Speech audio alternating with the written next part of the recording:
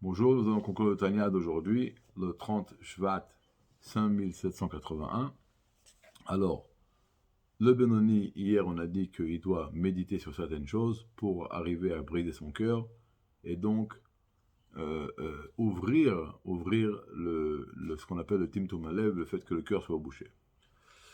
Alors hier nous avons parlé qu'il doit méditer sur les fautes qu'il a fait, et comme il n'a pas fait encore une vraie tchouva, c'est possible que la faute existe encore dans les mondes supérieurs, et continue à le poursuivre, et de temps à autre, puisque Dieu exige de lui une tchouva plus profonde, et donc son cœur va se reboucher.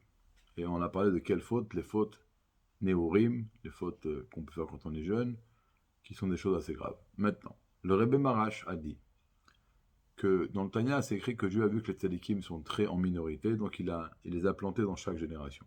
De quoi on parle? Des gens qui sont propres, très très propres, et ils ont même des péchés comme ça pas faits dans leur jeunesse. Et donc, a priori, les gens normaux n'arrivent pas à se préserver de tels péchés. Et là, pourtant, l'Admoraken nous dit, donc il peut avoir un Benoni, que même qu'il a médité, il voit qu'il non, il est propre, il n'a pas des choses comme ça. Alors le rabbi explique, c'est pas qu'il est propre complètement, il a pas fait des péchés comme ça dans un état très grave, mais de façon raffinée, il a également fauté dans ce domaine, et, et, et, mais en tous les cas, d'une façon grave, il ne l'a pas. Alors lui, il va penser à quoi? Il doit dire, ok, alors c'est peut-être pas pour ça que ton cœur il est bouché. C'est peut-être une autre raison. Dans le Père 6 du Tanya, nous avons déterminé qu'est-ce que c'est la Kedusha. C'est quoi la sainteté? On a dit que la sainteté, c'est là où la Shrina, la divinité, réside. Mais attention, nous avons bien dit qu'il y a une condition sine qua non pour que la sainteté puisse résider dans un endroit, c'est l'annulation. D'accord? C'est l'annulation.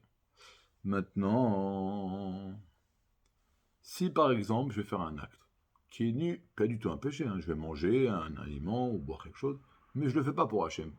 Je ne vais pas du tout faire pénétrer une dimension divine dans mon acte. Je le fais que pour moi. J'ai faim, j'ai envie de kiffer, peu importe, ça peut être... On prend l'exemple de manger, ça peut être n'importe quoi, d'accord?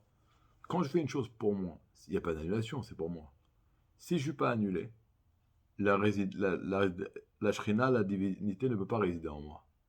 Et si la divinité ne réside pas en moi, je ne suis pas Kedusha. Il n'y a pas de sainteté. S'il n'y a pas de sainteté, alors je suis où? Je suis au milieu? Non. Automatiquement, je passe de l'autre côté, dans la Sitra Achra. Tout ce qu'on fait, ça va ou nous rapprocher de Dieu, ou nous éloigner de Dieu. On ne peut pas rester au milieu. Alors là, ça va être le bilan qu'il doit faire. Réfléchis, fais un bilan. Essaie de mettre ta vie en face de tes yeux. Et tous les actes que tu as fait dans ta vie, peut-être sûrement, il y en a eu beaucoup qui n'étaient pas pour Dieu. Bien que ce n'étaient pas des péchés, mais tu as fait des choses pour ton propre compte. Donc à ce moment-là, tu as été pas un réceptacle, une résidence pour la divinité. Donc tu n'étais pas saint à ce moment-là. Et donc tu étais automatiquement lié à l'autre côté de la sainteté. Et lorsqu'un homme... Alors donc un homme, il va choisir. Ou il va être un réceptacle pour les temples de la sainteté, ou il va être un réceptacle pour les temples le contraire de la clipa, le contraire de la sainteté. Et quand on va des fois arriver à une conclusion que très souvent dans notre vie, nous avons été des réceptacles, pas pour le temple de la sainteté, mais au contraire, ça peut être la raison pour laquelle aujourd'hui notre cœur est bouché. Alors comme on l'a dit, on ne pense pas ça tous les jours, là on n'a pas le choix. Le cœur est bouché, il faut l'ouvrir. Après il parle d'une autre chose. Une fois il y a un chassid qui est venu voir le... Maintenant attention, dans le Tanya d'aujourd'hui il commence, il dit il faut être le patron du bilan. Quand on fait un bilan sur notre état spirituel, il ne faut le faire pas comme un employé mais comme un patron. Il y a une histoire qu'un chassid raconte. Qu'une fois, il y a un homme qui avait un magasin, une affaire. Il a demandé à son comptable de lui faire le bilan. Et à la fin du bilan, le comptable lui dit, écoute, tu es au bord de la faillite. Il s'évanouit.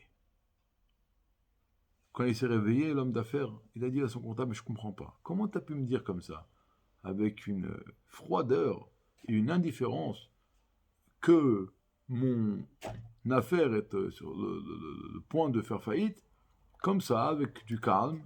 Et moi, j'ai préféré, mon cœur, il avait presque s'arrêté, mon cœur. Il dit, mais c'est ton affaire, c'est pas la mienne. Alors ça, c'est la différence entre le comptable et le patron.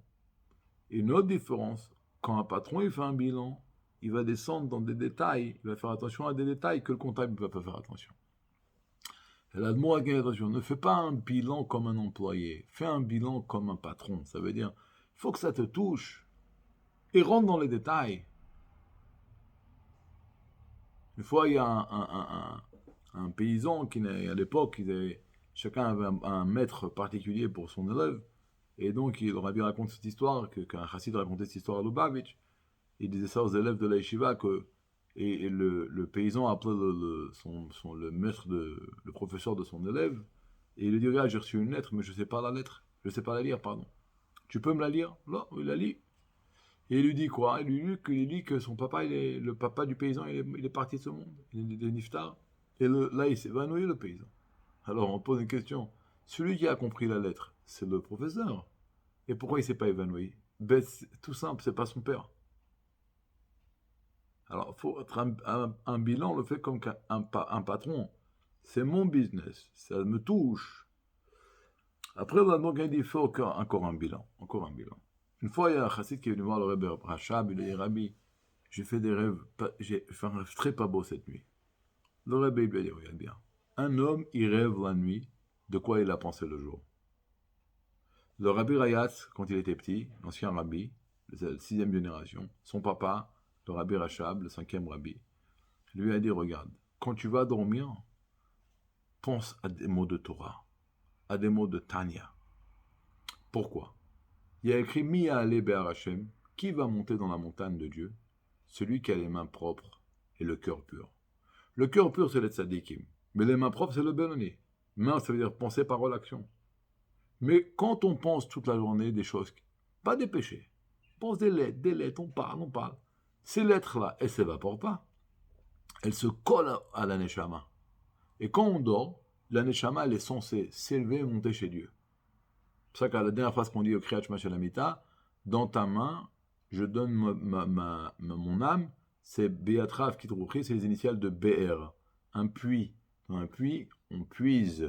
Quand on va dormir, la neshama, elle est censée monter là-haut et puiser des forces.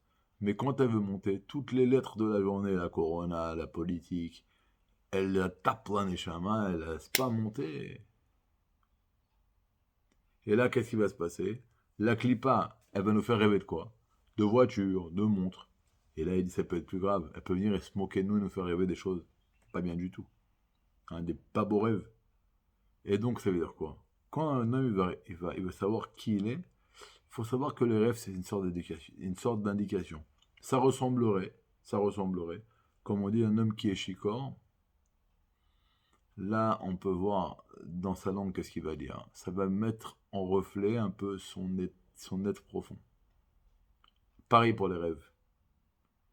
Et donc, quand il va méditer là-dessus, il va peut-être arriver à une conclusion qu'il n'est pas au top comme il le pensait. Et c'est peut-être la raison pour laquelle il a le cœur bouché. Et encore une fois, ça a pour but de un peu le remettre en question, le secouer, pour effectivement ouvrir ce cœur bouché.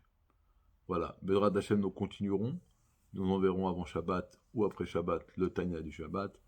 Une très très bonne journée et une très bonne préparation à Shabbat. De bonnes nouvelles.